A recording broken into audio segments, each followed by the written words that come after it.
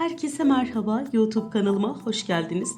Bugün sizlere oldukça basit ve lezzetli olan pırasalı börek tarifim var. Bu güzel tarife dilerseniz hemen geçelim. Böreğin hamuru için 2 su bardağı su, 1 tatlı kaşığı tuz ilave ettikten sonra biraz karıştırıyorum.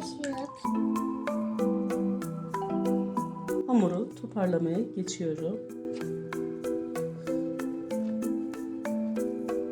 Hamuru toparladım. Toplamda 5 su bardağı un kullandım. Unu ilave ederken kontrollü bir şekilde ilave edin arkadaşlar. Bütün unlar aynı olmuyor. Böreğin hamuru hazır. Böreğin iç malzemesi için yarım çay bardağı sıvı yağ, 100 gram kıyma. Kıymayı 1 dakika kavurursak yeterli olacak. Kıymayı 1 dakika kavurduktan sonra içerisine rendelemiş olduğum bir tane havucu ilave ediyorum.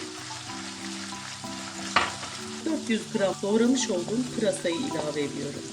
Üzerine 1 çay kaşığı tuz, 1 tatlı kaşığı pul biber ilave ettikten sonra karıştıralım. Sebzelerin biraz diri kalmasını istiyorum. Onun için de çok fazla kavurmayacağım. Sebzeleri ilave ettikten sonra 2 dakika kavurdum. Toplamda malzememi 3 dakikada hazırlamış oldum. Şimdi ocağın altını kapatalım. Böreği yapmaya geçelim. Hamuru tezgaha alalım. Hamuru tezgaha aldıktan sonra un serperek hamuru toparlayalım.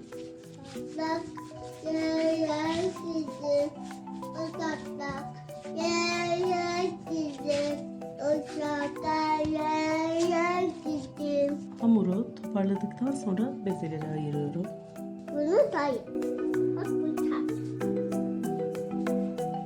Bezeleri yapıp kenara alalım. Toplamda 8 tane beze elde ettim. Bezelerimi kenara alıyorum. Bezenin birini alıp hamurumu açmaya geçiyorum. Hamurun kıvamı oldukça güzel. Üzerine un serpiyorum ve merdaneğini açmaya başlıyorum.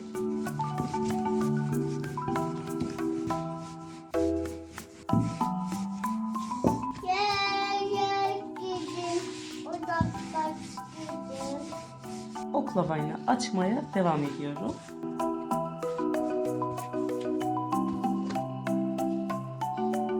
Sekiz tane yufkamı bu şekilde açıp kenara alıyorum. Daha sonra böreğimin içerisine malzemeyi koyacağım arkadaşlar. 8 tane yufkayı açtım. İlk öncelikle bir tanesini alıp tezgaha koydum.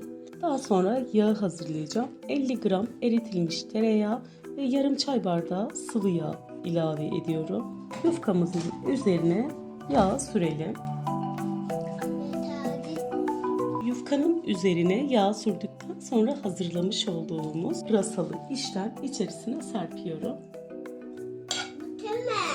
Pırasalı malzemeyi çok fazla içerisine koymadım çünkü 4 katına da aynı işlemi uygulayacağımız için yoğun olmasın.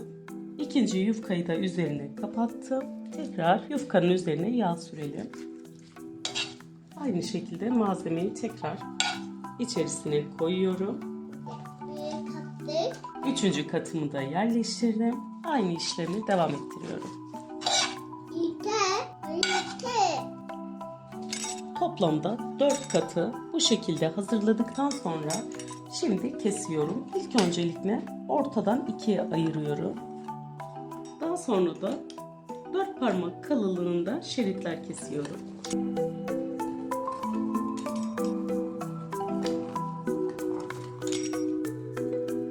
4 parmak kalınlığında kestikten sonra rulo şeklinde böreklerimizi saralım. Gördüğünüz gibi kat kat inanılmaz lezzetli bir börek arkadaşlar. Bu böreği inanın ki yapmak hiç de zor değil. Videomu buraya kadar izlediyseniz yorum bırakmayı, abone olmayı unutmayın. Bildirim zilini de açarsanız memnun kalırım arkadaşlar. Bu şekilde böreğimizi hazırlayalım. Böreğin üzerine bir tane de yumurta sarısı sürüyorum. Böreğimiz hazır. 200 derece fırında kızarana kadar pişirelim. 5 dakikanın sonunda böreğim pişti ve fırından çıktı ve şu an size böreğin son halini göstermek istiyorum. Gördüğünüz gibi kat kat nefis bir börek. Tam da mevsiminde olduğumuz pırasayı bu şekilde börek yaparak tüketebiliriz. İnanılmaz güzel ve lezzetli bir börek. Size de tavsiyem bu böreği yapıp deneyebilirsiniz. Sizler videomun son halini izlerken ben de sizlere veda etmiş olayım. Böreğin tüm detaylarını sizinle paylaşmaya çalıştım. Elimde geldiği kadar. Takıldığınız bir nokta olursa yorumlara yazabilirsiniz. Hemen dönüş sağlamaya çalışacağım. Bir tarifimin daha sonuna geldik.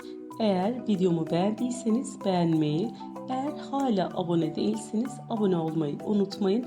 Başka yeni tariflerde görüşmek üzere. Hoşça kalın.